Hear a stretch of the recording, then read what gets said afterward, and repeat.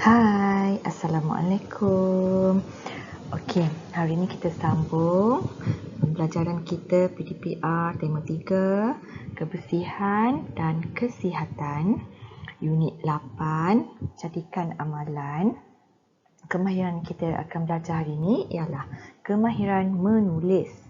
Okey, dalam kemahiran ini, murid-murid boleh buka buku teks jilid 1, muka surat 51. Dan juga boleh tengok buku aktiviti jilid 1 pada muka surat 60 dan 61 untuk tugasan. Okey, dalam kemahiran menulis ni, murid-murid perlu membina dan menulis jawapan pemahaman dengan berdasarkan soalan bercapah.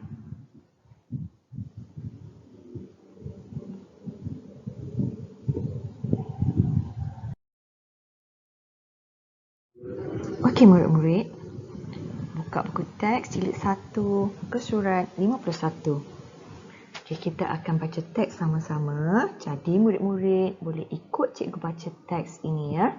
Okey, tajuk teks tersebut, minumlah air untuk cergas dan cerdas. Air ialah komponen utama di dalam badan manusia. Kita digalakkan untuk minum air kosong. Jumlah air yang diminum bergantung pada keadaan cuaca dan tahap fizikal seseorang. Kanak-kanak dan remaja yang berusia antara 4 hingga 18 tahun digalakkan untuk minum 6 hingga 8 gelas air sehari. Kita perlu minum air dengan kerapnya walaupun tidak berasa dahaga. Kanak-kanak yang kekurangan air akan lesu dan mengantuk. Keadaan ini akan mengganggu tumpuan mereka di dalam kelas. Oleh itu, minumlah air secukupnya supaya badan cergas dan otak cerdas. Okey. Selepas murid-murid baca teks ni, murid-murid perlu fahamkan apa yang teks beritahu kepada kita. Okey, teks ini cerita tentang air. Air. Air ialah komponen utama di dalam badan manusia. Murid-murid kena faham. Air ialah komponen utama di dalam badan manusia. Okey, sebab itulah kita digalakkan untuk minum air kosong. Okey, yang ni dalam perenggan yang pertama dia cerita tentang air, komponen utama di dalam badan manusia. Okey, perenggan yang kedua, murid kena faham jumlah air. Jumlah air yang perlu diminum. Okey? Dia cakap kat sini bergantung kepada keadaan cuaca. Bergantung pada keadaan cuaca. Okey, keadaan cuaca dan tahap fizikal seseorang. Apa maksud tahap fizikal? Tahap fizikal ni saiz badan lah. Okey, sama ada badan kecil ataupun besar. Okey, tengok lagi ni. Kanak-kanak dan remaja yang berusia antara 4 hingga 18 tahun. 4 hingga 18 tahun digalakkan untuk minum 6 hingga 8 gelas air sehari. Kanak-kanak dan remaja usia 4 hingga 18 tahun. Okey? Digalakkan minum air 6 hingga 18. Kanak-kanak 4 hingga 18 tahun. Berapa gelas? 6 hingga 8 gelas sehari. Okey. Perenggan seterusnya, kita perlu minum air dengan kerap. Perlu minum air dengan kerap. Walaupun tidak berasa dahaga. Okey, dia suruh minum kerap. Minum kerap. Kanak-kanak yang kekurangan air. Kita tengok. Dalam perenggan ni dia cerita tentang kanak-kanak yang kekurangan air. Mereka akan rasa lesu dan mengantuk. Okey. Lesu dan mengantuk. Okey, keadaan ini akan mengganggu tumpuan. Bila keadaan badan lesu dan mengantuk, ia akan mengganggu tumpuan di dalam kelas. Seperti kamulah. Kalau kamu datang ke sekolah, badan tak cukup air, kamu akan rasa mengantuk, kamu tak boleh tumpu apa yang cikgu ajarkan. Okey, oleh itu minumlah air secukupnya. Kena minum air secukupnya. Okey, supaya badan cergas dan otak cerdas. Okey.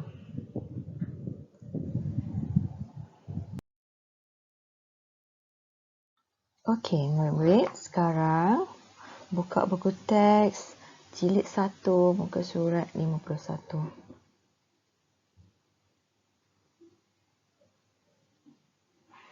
Okey, tadi kita dah baca teks tentang minumlah air untuk cergas dan cerdas. Okey, sekarang kita nak jawab soalan.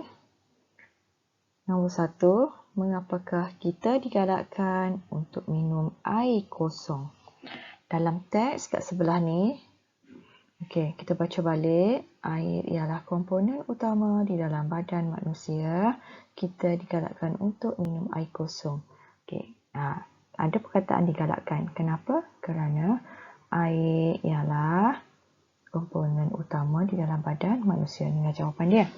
Okey, kita salin balik ayat daripada soalan. Daripada sini kita sehinggalah air kosong. Disalin saja. Kita digalakkan untuk minum air kosong. Kosong kerana tambah kerana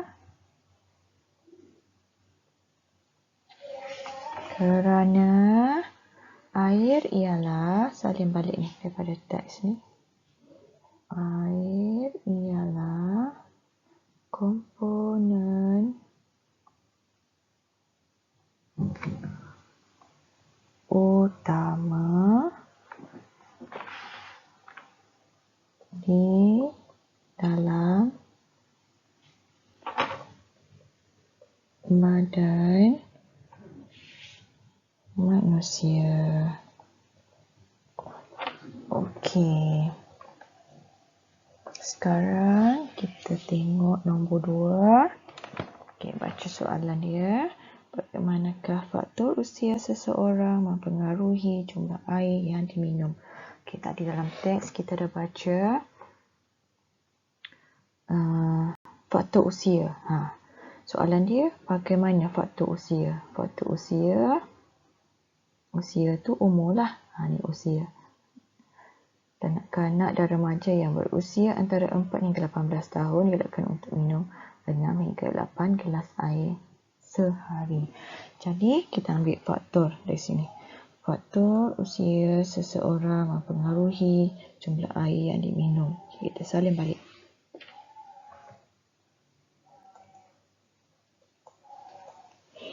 Faktor usia seseorang mempengaruhi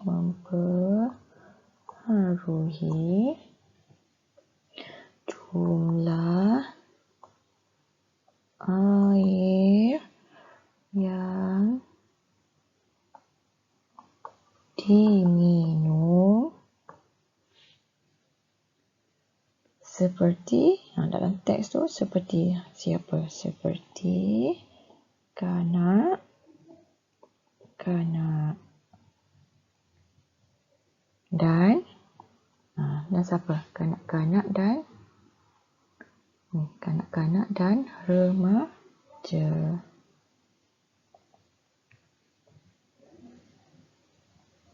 Digalakkan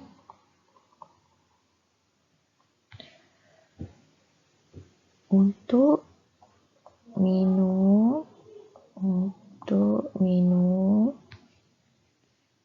6 hingga 8 gelas 6 hingga 8 gelas air sehari.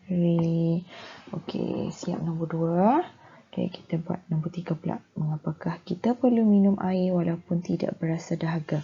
Okey, kenapa? Okey, kita baca, kita perlu minum air dengan kerapnya walaupun tidak berasa dahaga. Kenapa? Kanak-kanak yang kekurangan air akan lesu dan mengantuk. Keadaan ini akan mengganggu tumpuan mereka di dalam kelas. Okey. Jadi, kita ambil ayat daripada soalan. Okey, bermula daripada kita perlu minum air walaupun tidak berasa dahaga. Kita salin balik. Kita perlu minum air walaupun tidak berasa dahaga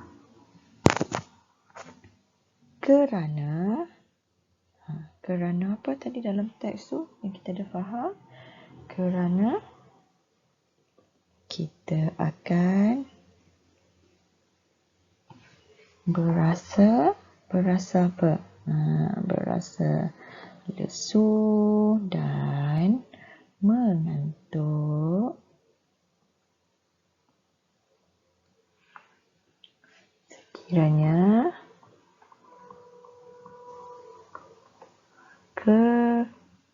kekurangan air. Okey, nombor 4. Bagaimanakah cara meningkatkan tumpuan murid ketika berada di dalam kelas? Okey, macam mana cara nak tingkatkan tumpuan ketika di dalam kelas? Okey, kita salin balik cara. Dari sini, cara meningkatkan tumpuan murid ketika berada di dalam kelas. Okey, kita salin dulu. Cara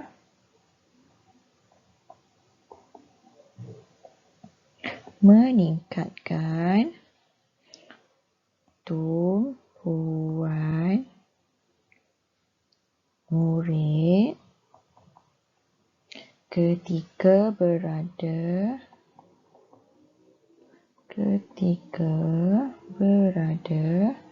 di dalam kelas adalah dengan apa? Dengan minum air secukupnya. Yang itulah cara dia. Ni last kali ni. Oleh itu, minumlah air secukupnya supaya badan cergas dan otak cerdas. Okey. Jadi soalan dan jawapan ni cikgu nak murid-murid salin balik dalam buku tulis. Okey, buku tulis bahasa Melayu.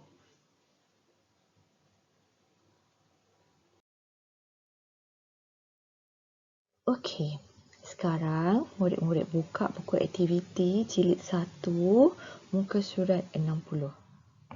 Okey, kita akan baca sama-sama dan fahamkan. Okey, murid perlu baca, fahami dan tulis jawapan. Okey, murid-murid ikut cikgu baca. Kepentingan sarapan. Kaising sering mengantuk di dalam kelas. apabila disoal oleh Cikgu Hanita, rupa-rupanya Kaising tidak bersarapan sebelum ke sekolah. Mengapakah kamu tidak bersarapan sebelum datang ke sekolah? Tanya Cikgu Hanita kepada Kaising. Saya tidak berselera untuk makan pada waktu pagi, Cikgu, jawab Kaising. Oh, kamu tidak boleh begitu. Perut kamu akan kosong jika kamu tidak bersarapan. Sarapan itu penting untuk tenaga bagi badan kamu. Kamu memerlukan tenaga untuk menumpukan perhatian di dalam kelas. Cikgu Hanita menasihati Kaising. Kaising mengangguk tanda bersetuju dengan kata-kata Cikgu Hanita. Baiklah, Cikgu. Saya akan bersarapan sebelum datang ke sekolah. Terima kasih, Cikgu. Sama-sama, Kaising. Semenjak hari itu, Kaising memastikan dia bersarapan sebelum ke sekolah. Hasilnya, Kaising semakin maju dalam pelajarannya. Okey, jadi murid-murid kena faham teks yang kita dah baca ni. Okey. Seterusnya, kita akan jawab soalan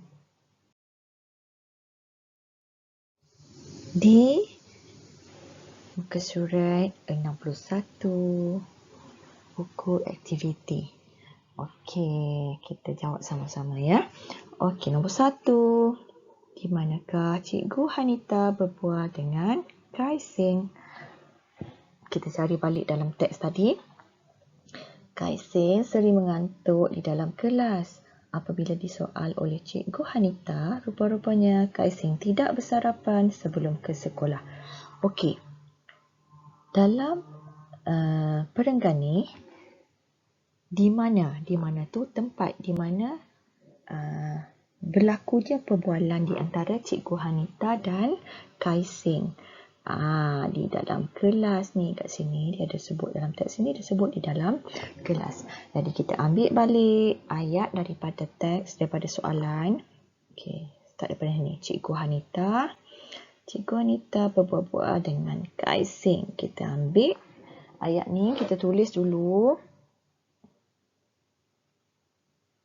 Cikgu Hanita berbual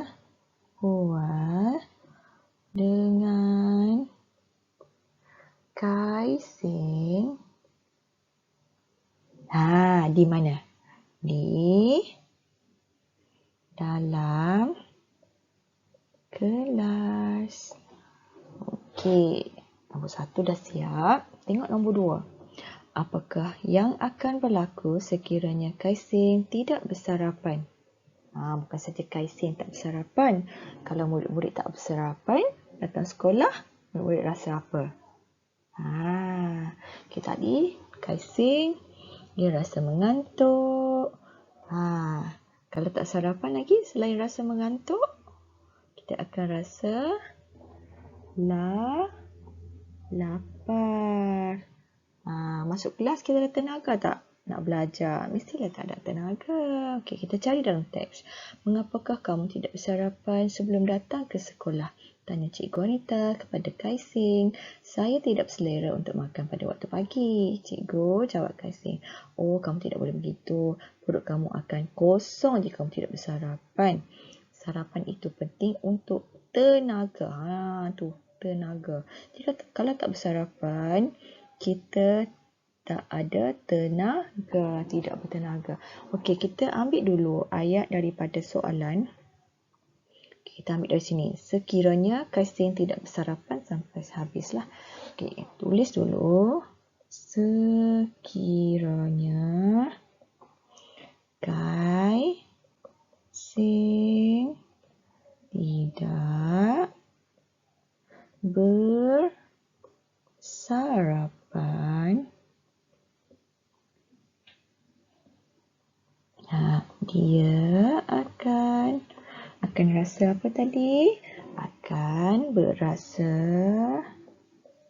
lapar dan tidak apa? Tidak bertenaga. Jadi kalau rasa lapar, tak ada tenaga, apa yang berlaku selepas itu? Okey.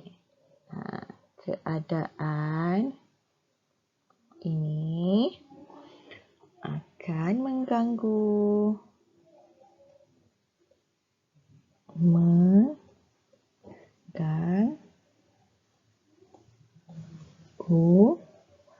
tumpuannya semasa guru mengajar. Okey. Kamu memerlukan tenaga untuk menumpukan perhatian dalam kelas. Nampak tak? Pertama perut kosong ni. Perut akan kosong ni lapar lah. Akan rasa lapar. Lepas tu penting untuk tenaga. Tak makan ni tak ada tenaga. Lepas tu tak boleh tumpukan perhatian di dalam kelas. Okey, nombor 3. Mengapakah Cikgu Hanita prihatin akan Kaising? Kenapa Cikgu Hanita prihatin akan Kaising? Okey, yang ni kamu kena fikir sikit lah. Yang ni soalan kebat. Okey, kalau cikgu tengok kamu ada masalah, kenapa cikgu ambil berat? Sebab apa? Sebab kamu semua ni anak didik cikgu, anak murid cikgu. Kalau di sekolah, cikgu bertanggungjawab lah. Supaya kamu datang sekolah dalam keadaan yang sihat, cergas, bersedia untuk belajar. Sebab tu, cikgu kena prihatin kepada anak-anak murid cikgu. Sama juga lah dengan Cikgu Hanita ni. Kenapa Cikgu Hanita? Mengapa Cikgu Hanita prihatin akan Kaising? Jadi, kita ambil balik ayat ni. Salin balik. Cikgu Hanita prihatin akan Kaising kerana apa? Kerana Kaising anak didiknya ataupun anak murid lah. Anak muridnya. Anak didiknya dan beliau mahu melihat anak didiknya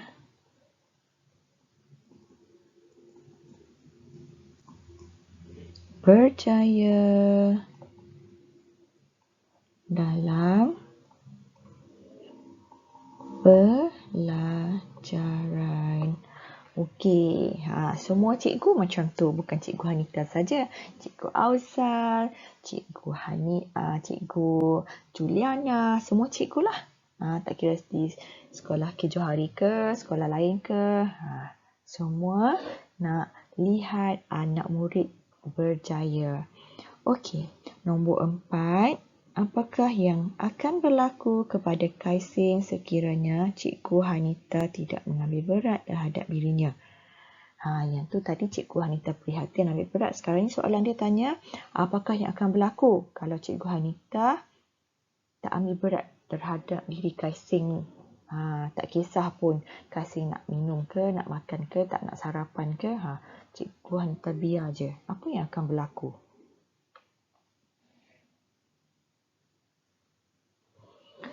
Okey. Yang ni murid-murid kena fikir juga. Okey, kita baca lagi. Kaising mengangguk tanda setuju dengan kata-kata Cikgu Hanita. Baiklah cikgu, saya akan bersarapan sebelum datang ke sekolah. Terima kasih cikgu. Sama-sama Kaising. Semenjak hari itu, Kaising memastikan dia bersarapan sebelum ke sekolah. Hasilnya Kaising semakin maju dalam pelajaran. Okey, dalam teks yang kita baca muka surat 60. Okey. Kaising tak sarapan. Cikgu Hanita nasihatkan Kaising suruh bersarapan sebelum datang ke sekolah. Lepas Cikgu Hanita nasihat Kaising, Kaising mula bersarapan sebelum datang sekolah. Lepas tu, apa yang berlaku? Kaising semakin maju dalam pelajaran. Okey, jadi kalau Cikgu Hanita tak ambil berat, tak suruh, tak nasihat Kaising untuk bersarapan, apa yang berlaku? Apa yang berlaku semua ada juga dalam teks tu. Cuma kita kena fikir, kita kena bina ayat sendiri. Okey, tak apa. Kita buat sama-sama. Okey. Apakah yang berlaku? Kita ambil daripada sekiranya. Okey, sekiranya Cikgu Anita tidak mengambil berat terhadap Kaising. Terhadap dirinya ni kita tukar jadi Kaising. Sampai sinilah. Sekiranya salin balik. Sekiranya Cikgu Hanita tidak mengambil berat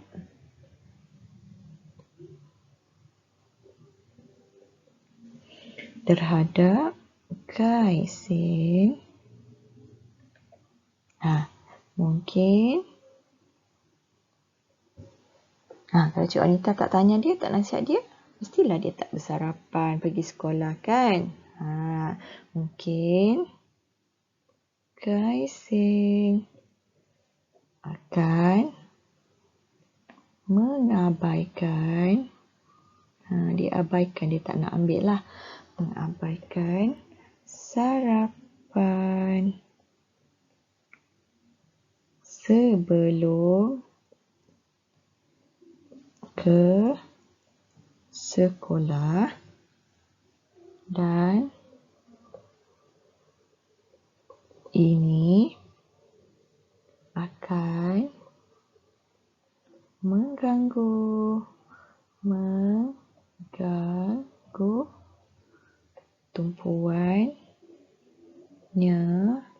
tumpuannya di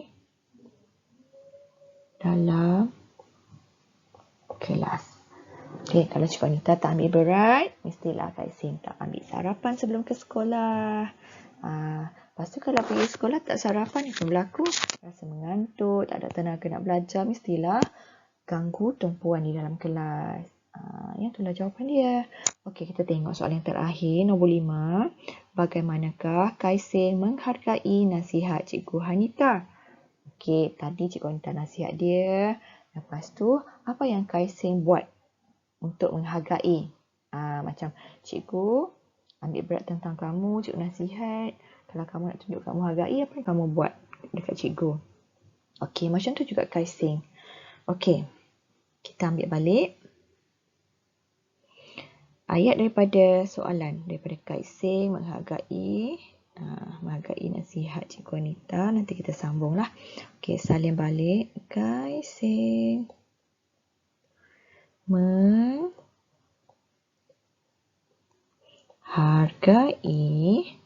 nasihat Cikgu Hanita dengan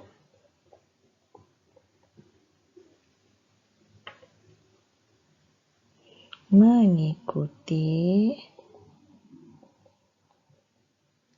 nasihat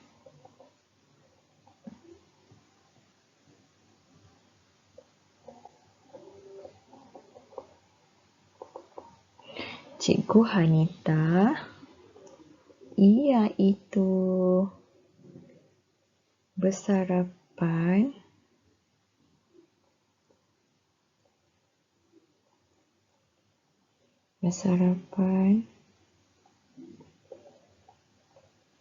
setiap pagi sebelum ke sekolah. Okey, dah habis. Okey, jadi kita dah baca, kita dah faham, kita dah bina jawapan daripada soalan macam apa. Cikgu harap murid-murid boleh siapkan tugasan-tugasan yang kita bincang sama-sama tadi. Dan lepas siap, murid-murid boleh tunjuk pada cikgu. Okey?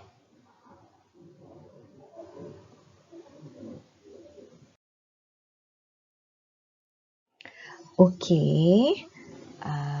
Akhir sekali, tugasan yang cikgu mahu murid-murid siapkan. Yang pertama, salin